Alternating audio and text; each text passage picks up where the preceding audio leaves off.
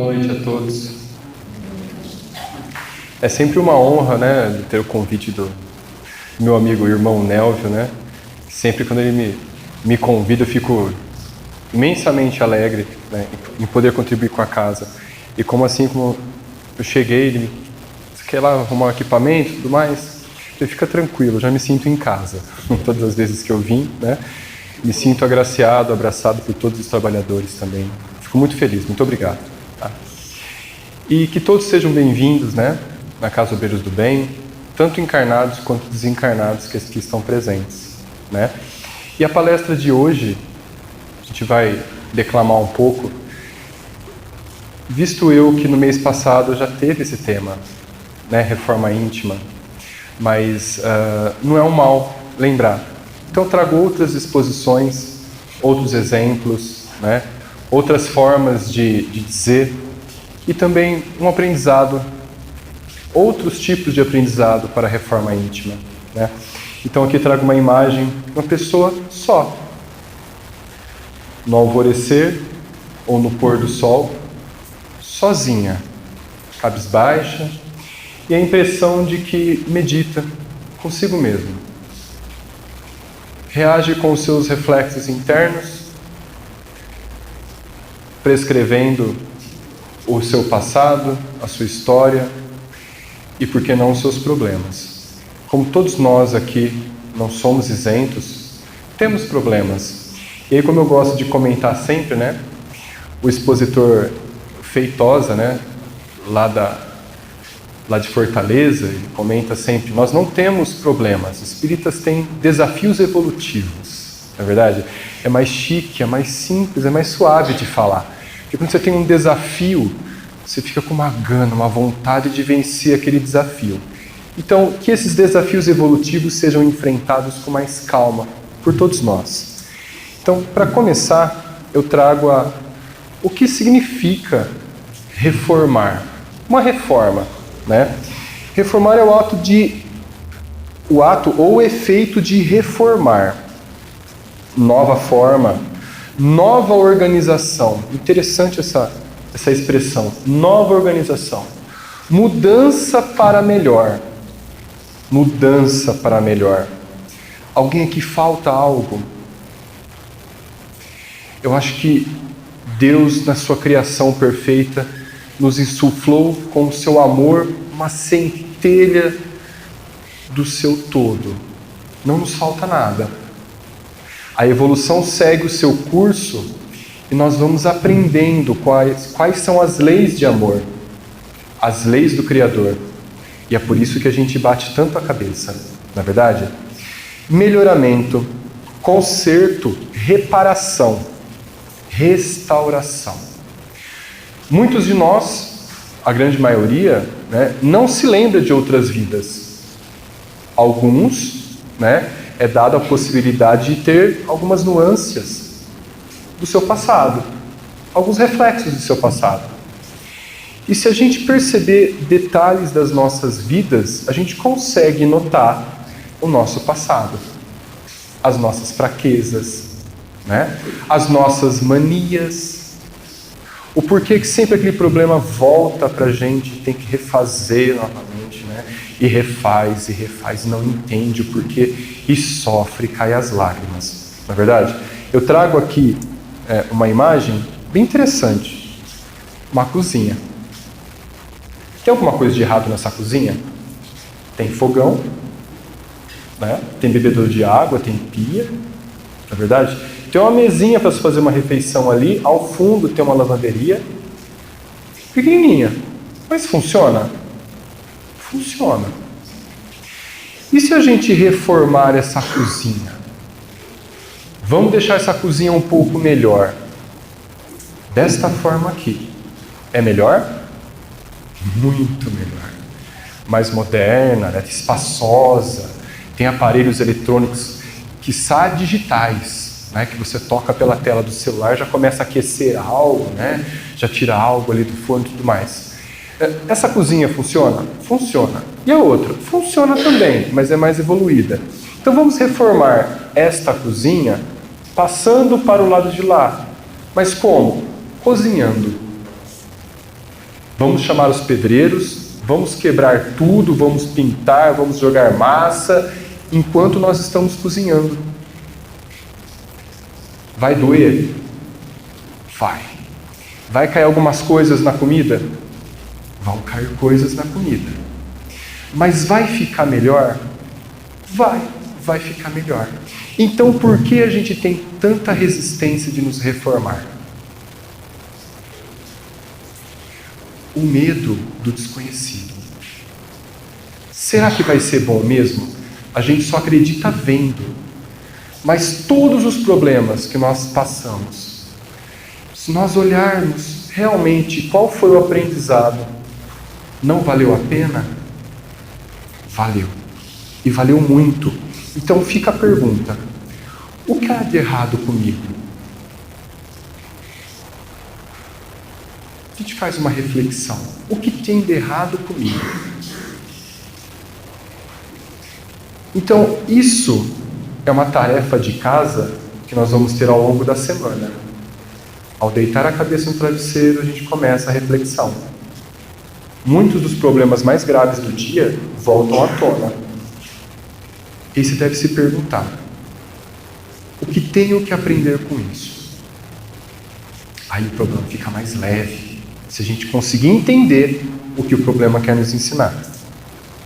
Então, no capítulo 4, no item 25 do Evangelho segundo o Espiritismo, necessidade da encarnação, instrução dos espíritos. Olha que interessante. A encarnação é uma punição? Somente os espíritos culpados é que estão sujeitos? Se nós estamos aqui, então somos condenados, não é verdade? Será? Sempre nós temos uma culpa, uma punição para isso tudo? Vamos ver. A passagem dos espíritos pela vida corpórea é necessária, é obrigatória, pois ajuda-os a desenvolver a inteligência. É por isso que Ele, Deus, concede a todos o mesmo ponto de partida, a mesma aptidão, as mesmas obrigações a cumprir, a mesma liberdade de ação. Essa frase tem muito impacto. A mesma liberdade de ação, o livre-arbítrio. Todos nós temos um livre-arbítrio. E nós chegamos até aqui hoje pela força do nosso livre-arbítrio. Todos. Ah, mas eu fui obrigado a fazer. Não, você fez porque você quis. Você chegou aqui porque quis. Ninguém consegue te obrigar a fazer alguma coisa por muito tempo. Qualquer coisa. Uma ação familiar, uma ação de emoção, um romance, um trabalho. Ninguém consegue fazer alguma coisa obrigado por muito tempo. Não dá. Não é verdade? Os que executam essa tarefa com zelo sobem mais rapidamente e de maneira menos penosa e gozam mais cedo o resultado do seu trabalho. Os que, ao contrário, fazem mau uso dessa liberdade que Deus lhe concede, retardam o seu progresso, podendo prolongar indefinidamente a necessidade de reencarnar. Olha a benevolência do nosso Criador. Nos dá tantas oportunidades que forem necessárias. Muitos de nós viemos até de outros planetas para aqui auxiliar na evolução deste planeta, e nós, quem sabe, retornaremos, se não fizermos daqui a nossa morada definitiva, até o ponto que a nossa afinidade energética nos puxe para outro planeta. Afinidade energética? Sim. Nós temos uma energia que ela simplesmente evolui com o nosso passar, com o nosso passo evolutivo, e que ela vai se afinando, vai ficando cada vez mais sutil, cada vez que se eleva. Todo mundo sente Deus agora aqui? Passa despercebido, porque é tão sutil que ninguém vibra na posição que ele se encontra. Nossa, mas Deus é o maioral. Sim, então vamos pegar Jesus. Alguém vibra na posição de Jesus aqui? Não. Por isso que na sua raiva, no seu desespero, nós não conseguimos sentir o nosso orientador espiritual. Muito menos aqueles que nos amam e estão tentando nos ajudar de toda forma, parentes desencarnados principalmente. Nós não sentimos. E é na alegria de um simples gesto, um simples movimento, né, uma ação em família, uma ação de algo que esteve uma conquista sublime, nós sentimos. Já perceberam a diferença? Energia. Nós emanamos energias o tempo todo. Então, falando de escalas evolutivas, aqui, ó, os degraus do aprendizado. Então, nós começamos ignorantes e imperfeitos lá na etapa mínima, que é o mineral. Segundo Kardec, né, nós temos algumas escalas evolutivas: o mineral, depois o vegetal, depois o animal e, por último, o hominal, o homem. Não se enquadra na escala evolutiva da biologia. Tá? Totalmente diferente. Tudo bem? No capítulo 4, no item 25, né, eu trago para vocês um exemplo dessa necessidade encarnatória e o exemplo de que a reforma íntima deu certo, mas precisou de alguns séculos. Emmanuel. Quem é Emmanuel hoje? O Espiritismo é um dos pilares do Espiritismo. É um que nos orienta com muitas frases, inclusive diversas que estavam aqui, né, na tela no início, antes de começar a palestra, e que orientou Chico Xavier de sua vida. Imagina a dimensão desse ser iluminado. Olha o que ele chegou, o que ele passou para chegar até o ponto que hoje nós os conhecemos. Então, está escrito no livro Há 2000 anos, pelo Espírito de Emmanuel, né, que ditou para Chico Xavier, diz a passagem que ele teve com Jesus. Emmanuel com Jesus, sim, viveu na época de Jesus, estava lá, e foi Públio Lentulus. Ele foi um dos governadores da época e ditava diversas considerações e teve com Jesus uma conversa.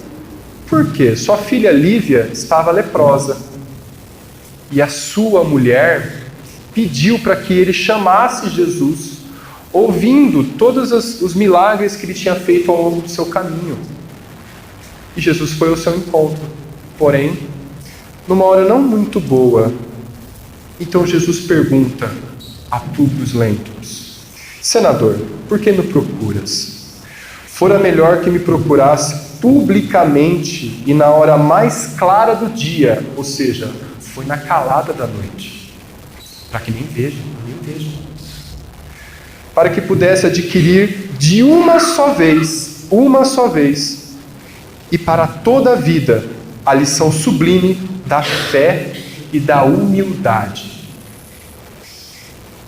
É claro que nesse ponto do livro, o Emmanuel descreve as feições de Jesus, todo o clima, o ambiente e o silêncio que pairava no ar neste momento. E Jesus continua: sim, não venho buscar o homem de estado, superficial e orgulhoso, que só os séculos de sofrimento podem encaminhar ao regaço de meu Pai, aos braços de meu Pai, de Deus. Venho atender às súplicas de um coração desditoso e oprimido. E ainda assim, meu amigo, não é o teu sentimento que salva a filhinha leprosa e desvalida pela ciência do mundo, porque tens ainda a razão egoísta e humana, muito mais material, muito menos espiritual. Olha só. Sim, a fé e o amor de tua mulher, porque a fé é divina. Então, através da mulher dele, Jesus vai ao encontro de Públio Lentulus. E aqui Jesus já anuncia os séculos de libertação que ele precisa ter. Eu falo libertação porque são problemas, e são dores, e são reformas que ele precisa fazer no espírito para se chegar a ter uma alegria, a ter o conhecimento de que o material não sobressai sobre o espiritual. Nunca. Alguém consegue mensurar o valor do amor de mãe? É imensurável. Não tem como. Mas é muito valioso. Muito valioso. Ele continua: depois de longos anos de desvio do bom caminho, pelo teu caminho dos erros clamorosos, encontras hoje um ponto de referência para a regeneração de toda a tua vida. Ele vem dentro de uma família de senadores, dentro do circo romano. E veio vindo, erros após erros. Está, porém, no teu querer aproveitá-lo agora ou daqui a alguns milênios. Olha só, o livre-arbítrio. Ele escolhe. Se o desdobramento da vida humana está subordinado às circunstâncias, é obrigado a considerar que elas existem de toda a natureza, cumprindo as criaturas a obrigação de exercer o poder da vontade e do sentimento. O sentimento, nós vamos falar muito do sentimento a seguir. Buscando aproximar seus destinos das correntes do bem e do amor aos semelhantes. Essa parte eu acho fantástica, que prova o quanto Jesus é muito antigo. E é um espírito perfeito há muito e muito tempo. Pastor das almas humanas, desde a formação deste planeta, ele já era perfeito. Há muitos milênios vem procurando reunir as ovelhas tresmalhadas, tentando trazer-lhes ao coração as alegrias eternas do reinado de Deus, de sua justiça.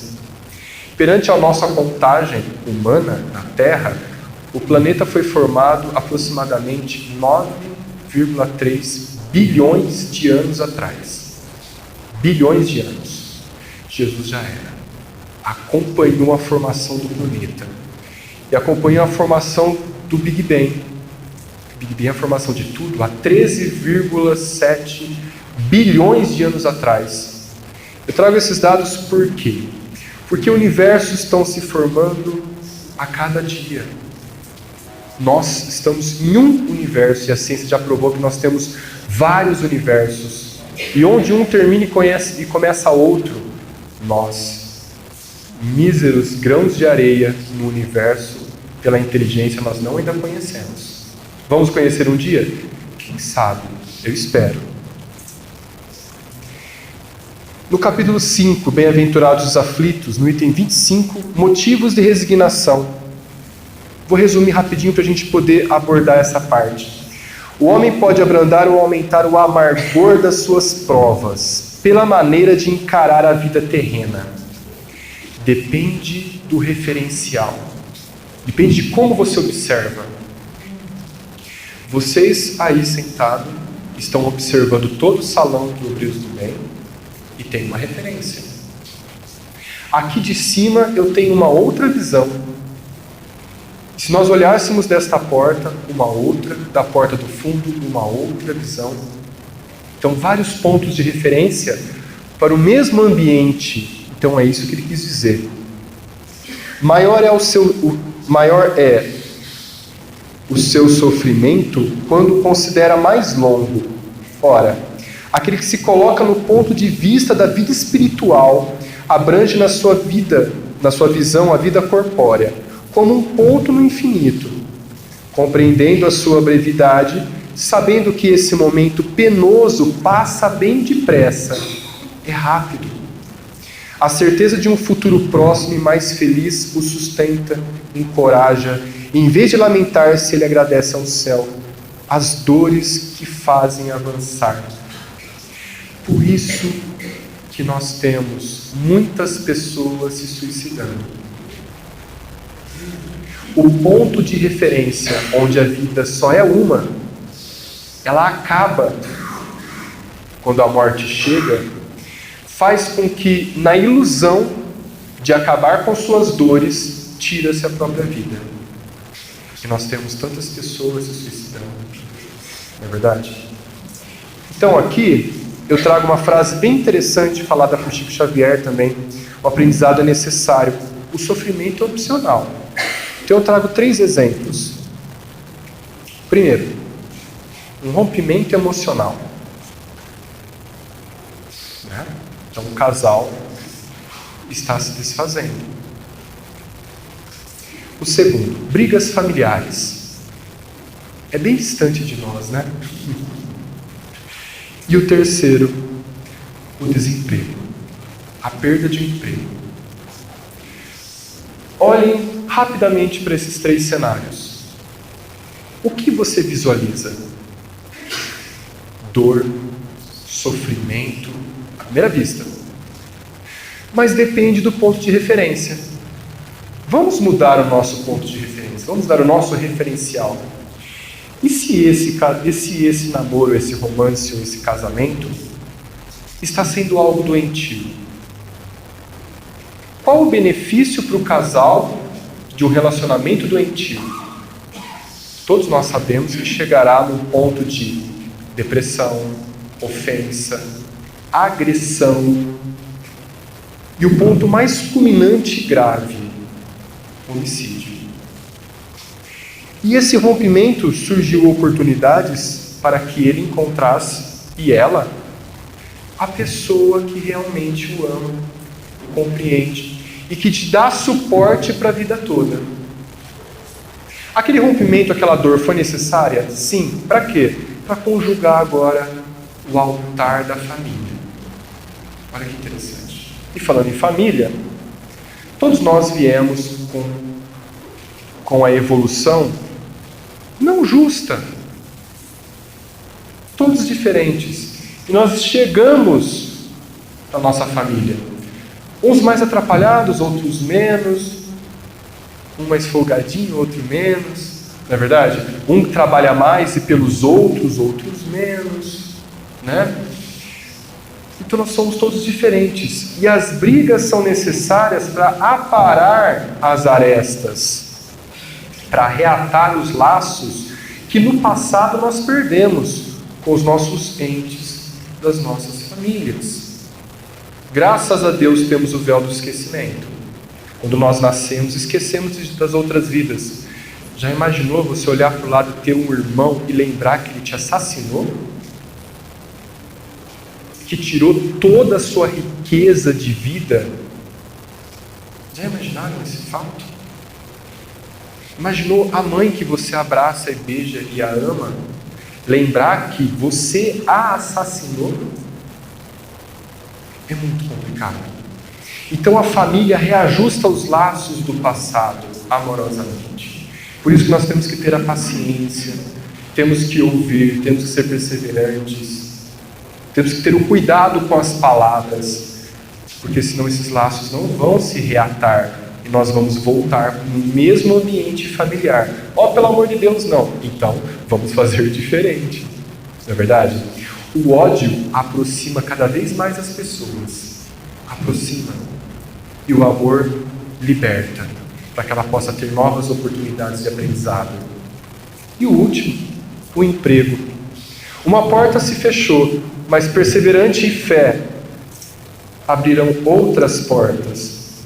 Um emprego melhor.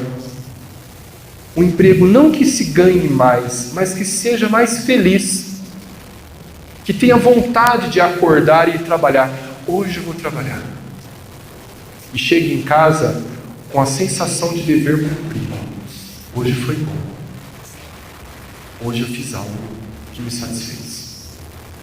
O dinheiro vai contar mais? Não. A felicidade, sim. Todos, é estatístico isso e científico, todos que trabalham mal-humorado vai chegar numa crise de ansiedade. Né? Vai ter queimação no estômago, vai ter úlcera, vai ter refluxo, um nervosismo, desajusta todo o corpo energético.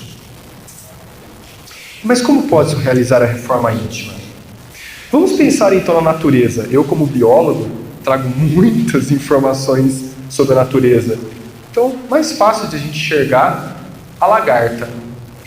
As mulheres adoram ver lagarta, né? Algo que rasteja, asqueroso, né? Que você não pode nem olhar, né? Que está passando em cima de tudo e começa a comer, acaba com o coqueiro, as lagartas em uma noite. Mas ela precisa reformar. Então vamos pensar que nós somos essa lagartinha aqui, ó. Como que a gente pode fazer essa metamorfose para chegar ao limiar de uma borboleta? Fechamos num casulo, como ela fez. Este momento dela está mudando totalmente o seu interior. Ela comia folhas Amanhã ela vai tomar o néctar da flor. É diferente. Ontem ela rastejava. Amanhã ela vai voar perante as flores. Olha que interessante. Então, vamos nos fechar no casulo e tentar nos perceber. Quem somos nós? E aí Sócrates vem com a frase: conhece-te a ti mesmo. Vamos pensar nas nossas manias. Vamos pensar nas nossas fragilidades. Todos nós temos. Temos inúmeras. Uns mais, outros menos. A leitura, o estudo doutrinário, como diz Jesus, né? E conhecereis a verdade, e a verdade vos libertará. Então nós temos diversas literaturas para poder ter um conhecimento. A bússola de se viver bem, ela vem através do Evangelho. Evangelho quer dizer a boa nova, a boa notícia. Então a boa notícia é que amanhã vai ser melhor, se nós conhecemos e entender o Evangelho. Então não só o Evangelho segundo o Espiritismo. Você pode pegar a Bíblia, ler o Novo Testamento, né, e poder tirar muitas benesses dela. E a fé que transporta montanhas. Essa fé que nós temos é o acreditar. Amanhã vai ser melhor. Nós temos o Evangelho que nos traz uma frase, nos traz uma passagem de aprendizado, e a fé que nós colocamos ele no nosso dia a dia, que amanhã vai ser melhor. E vai. Só que esse amanhã só vai ser melhor se você tiver boa vontade, a mudança de ser melhor amanhã. Essa formiguinha, levando esse pedacinho de pau aí, maior que ela, 5, 6 vezes mais pesado que ela tem a força de vontade de contribuir com o formigueiro. E ela carrega. E nós? Vemos um problema, uma montanha, o que nós fazemos? Vamos nos fechar? Vamos ficar preguiçosos? Vamos imaginar qual o tamanho do esforço que nós devemos fazer para retirar aquela montanha de lá? Não. Como diz Jesus, é preciso a nós a fé, o tamanho de um grão de mostarda, para que essa montanha saia dali. Ou seja, isso é um aprendizado. Eu preciso aprender. E quando eu aprendo, eu transponho essa montanha. Ficou para trás um montinho de terra desse tamanho. E aquela lagarta asquerosa se transforma numa borboleta. Mas isso é rápido? Não é rápido. Meus irmãos, a reforma íntima dói muito. Dói demais. Nós começamos instintivamente. Mas quando temos o conhecimento de reformar e fazer esforço de reformar, ela dói. Mas eu vou ser sincero. Essa dor não é nada perto da felicidade que nos espera. Da tranquilidade de receber uma notícia de uma doença.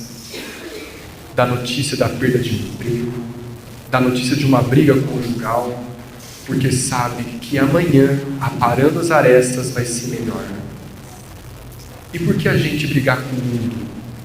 Se a gente pode reformar o interior, olhá-lo de frente de uma forma diferente e nós sermos diferentes perante o mundo. Não brigando, prestando atenção para contribuir. A mudança de uma cidade, de um estado, de um país, necessita da reforma de cada um. Começa aqui dentro. Para que amanhã isso transponha uma multidão de semelhantes. Então a reforma começa de nós para depois. Então não adianta a gente cobrar dos políticos uma mudança se nós não conseguimos mudar. É só observar o trânsito, não é verdade? É só observar tantas coisas que nós deixamos pelo caminho, um papelzinho no chão, uma furadinha de fila, a pressa para a gente ser atendido antes que pessoas estão em piores situações no posto de saúde. Então nós precisamos mudar muito. E a reforma necessita para ontem de urgência. Tá? Então eu trago aqui para vocês, para a gente finalizar, né, o canal que a gente expõe os conhecimentos que a gente adquire ao longo, né, dos estudos, as palestras que agora nós estamos filmando e colocando lá no canal também. Então tem todas as palestras da casa que eu já fiz, de amigos meus também que nós estamos gravando, né, de expositores conhecidos, Rossandro Klingen, Alberto Almeida, que é médico, psiquiatra, né, e tantos outros, Divaldo Franco, Nazareno Feitosa, tem diversos. E audiolivros também. Então, para que eu trago isso tudo? Que é para divulgar, que a gente não tem desculpa, não tenho tempo. Tá, pega uma palestra dessa, coloca enquanto toma banho. Você tem 10 minutinhos ali, quando toma banho, se troca, já vai ouvindo alguma coisa boa. Para a gente se acalmar. A gente ter a tranquilidade de enfrentar mais um dia com serenidade. Porque as palavras vão se deixando pelo caminho. Hoje a palestra pode ter um impacto muito grande agora. Amanhã, 40% já foi esquecido. Então a gente tende a esquecer, porque o nosso cérebro, ele é assim. Nós necessitamos estar constantemente estudando para que ele se exercite sempre. E a reforma íntima necessita ser feita diariamente. Tá bom? E quem me ensinou isso tudo foi o meu amigo e irmão também, o padre Rodrigo de Campos. Né? Só digitar Rodrigo de Campos lá no YouTube aparece também semelhante. Mas tem diversas outras palestras, pastas divididas, né? Com diversos temas que ajudam a divulgar o Evangelho. Então, volto a dizer, a reforma íntima ela é difícil. Mas se nós tivermos fé, Ele que não nos abandona, está lá, de mãos estendidas, para que a gente possa simplesmente segurar, ter a confiança que tem uma criança nos passos vacilantes perante a mãe ou o pai, segurando para que seus passinhos sejam concretos. E nós somos essa criança, que estamos ainda terminando de engatinhar. E quem sabe amanhã nós podemos correr na felicidade do Pai Eterno. Espero que vocês tenham uma excelente noite. Muito obrigado. Uma excelente semana. Para a gente terminar, vamos fazer uma oração final. Pedir que os médiuns se dirijam às salas de passe. Então que todos tenham uma excelente noite. Vamos fechar os olhos então.